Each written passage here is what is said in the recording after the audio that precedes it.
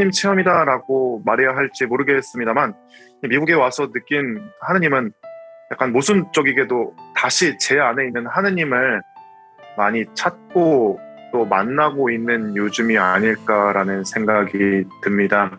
2017년에 서품을 받고 보좌로서 3년 정도 생활을 했고 코로나 덕분에 미국에 나오지 못했었던 1년 6개월 정도의 한국 생활을 하면서 정말 많은 경험을 했고 많은 사람들을 만났고 많은 시간들을 행복하게 보냈었던 것 같습니다.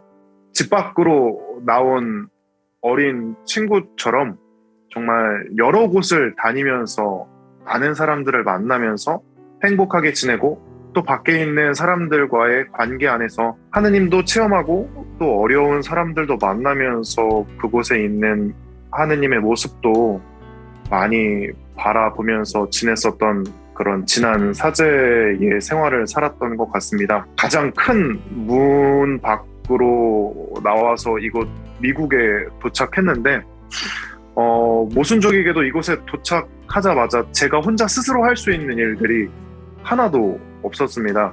편지를 보내는 것부터 시작해서 주교님을 만나고 집 밖으로 나와서 어딘가를 가려면 차가 있어야 하고 또 누군가의 도움을 받아야 하는 상황들이 생기다 보니까 조금씩 혼자 보내는 시간들이 점점 늘어나고 그동안 신나게 열어 제꼈던 다양한 문들을 이 미국에 와서 하나하나 다시 닫고 제자리로 돌아가고 있는 과정들을 통해서 어떻게 보면 성경에 나왔던 둘째 아들의 모습처럼 내 안에 있는 하느님의 모습을 지금 진심으로 배워가는 과정이고 다시 배워간다기보단 돌아가고 있다라는 그런 표현이 조금 더 맞을 것 같은데 그러한 과정 안에서 언어와 같이 선교를 다시금 준비할 수 있고 하느님과의 많은 시간들을 보내고 있는 요즘을 살아가고 있는 것 같습니다. 처음에 왔을 때는 언어 적응이 힘들어서 어떻게든 지혜를 달라고도 청하기도 했고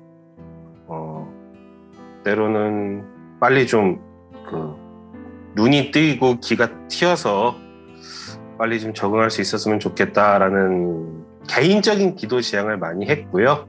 이제 조금 사람들이랑 익숙해지면서 이제 그 본당 생활 그리고 그 본당 생리를 좀 알게 되면서 매번 바뀌어 왔는데 그래도 꾸준한 거 하나는 성소 여기에 지내는 사람들이 조금 품었으면 하는 성소라는 것이 요즘에 주가 되고 있는 기도의 주제입니다. 최근에 저희 브로큰베이 교구에서는 3명의 신부가 탄생을 했어요.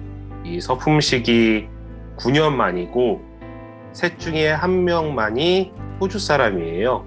호주 사람이 이곳에서 서품 받은 게 이 교구에서 거의 20년 만에 처음이라고 하니까 생각보다 성소자가 많지 않아요. 거기다 다행히 지금 제가 있는 본당에 신학생이 1명 있는데 그 친구도 베트남에서 온 신학생이고 그 친구의 도움을 받아서 신학생들 숫자를 통계를 들어봤는데 호주 전체에서 다들 오긴 하는데 50명이 안 된대요. 그러다 보니까 본당의 통폐합이 많이 이루어졌고 어느 본당이 하나인데 성당이 3군데 저희 본당이 하나인데 성당이 2군데 이런 식으로 운영이 되고 있어서 신부가 많이 필요한 상황인데도 불구하고 성소자가 많지 않아서 요즘에는 그것을 위해서 기도도 많이 하고 여기 주교님, 여기 총대리 그리고 다른 곳에서 이렇게 신학생들을 유치하려고도 많은 노력을 하고 있어서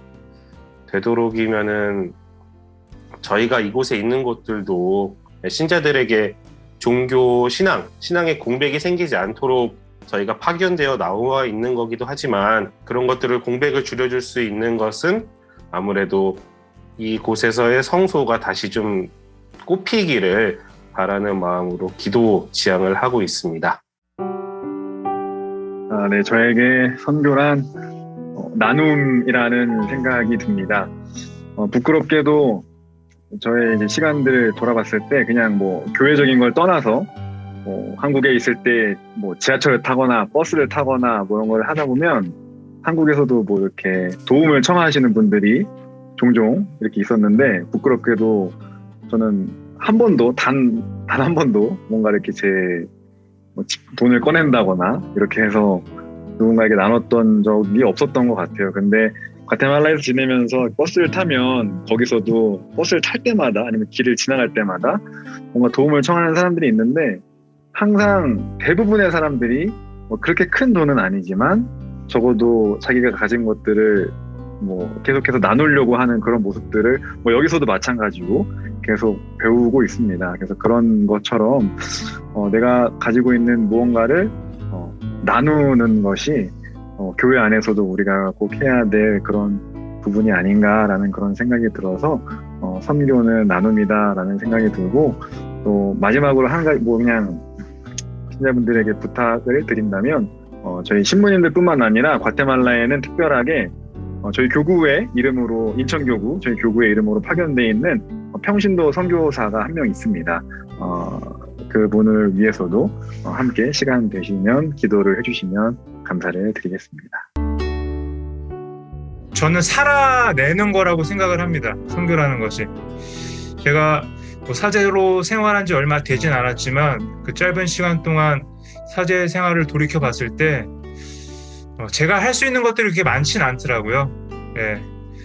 그래서 이 선교라는 것 역시 제가 살아가면서 내가 무엇을 행하는 것이 아니라 저를 통해서 일하실 또 활동하실 그 성령의 움직임을 믿고 또 따르는 것이 저에게 있어서는 선교가 되지 않을까라는 생각을 하면서 그렇기 때문에 이 선교라는 것이 굳이 저희가 있는 자리를 벗어나서 굳이 어디 다른 지역에서 행할 수 있는 행위가 아니라 각자 우리가 있는 자리에서 누구나 행할 수 있는 사명이라는 생각을 좀 해보게 되는 것 같습니다. 또 여기 함께 계시는 모든 신자분들도 아마 각자 여러분들이 계신 삶의 자리에서 그 선교사의 삶을 살고 계시지 않을까라는 생각을 하면서 모든 사람들이 또 기도하고 또 하나님 안에서 힘을 내고 사랑하면서 기쁘게 살았으면 좋겠습니다. 이상입니다. 결국 느낀 거는 내가 할 수 있는 게 많지만 해야 한다고 생각하는 것도 많지만 그것보다도 정말 그들이 원하는 것 그리고 내가 할 수 있음에도 불구하고 그들에게 맞춰서 살아가는 것. 사실 흔히 생각하면 뭔가를 내가 주기 위해서 선교를 한다고 생각하지만 실제로 내가 그들에게 주는 것보다도 내가 그냥 그들과 함께 살아가는 삶이 선교였다고 생각이 들어요.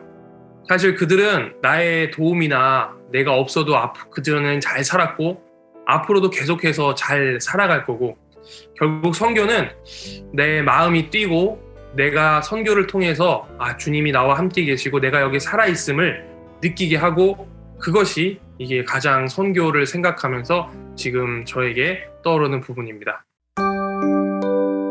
한국 교회의 신자들에게 바라고 싶은 점은 없습니다. 왜냐하면 훌륭하십니다.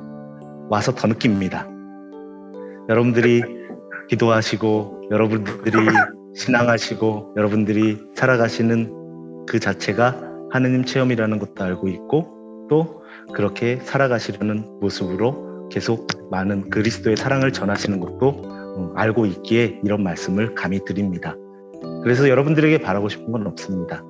그렇지만 한 가지 부탁드리고 싶은 것은 여러분들께서 많은 사랑하고 있는 많은 사람들 중에 그 중에 한 자리가 사제가 되었으면 좋겠고 그 중에 한 자리가 수도자였으면 좋겠고 그 중에 한 자리가 신학생, 성소자였으면 좋겠다라는 말씀을 조심스럽게 부탁드리고 싶습니다. 여러분 많이 사랑하십시오. 저도 많이 사랑하겠습니다. 감사합니다.